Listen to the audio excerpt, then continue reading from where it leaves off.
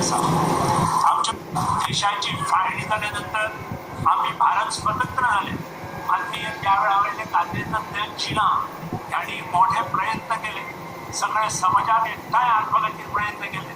कोणीतरी पण किती गुन्हेले पण ते मुखात ठेवत असताना काँग्रेसनं आणि केलेले प्रयत्न आम्ही विसरू शकलो.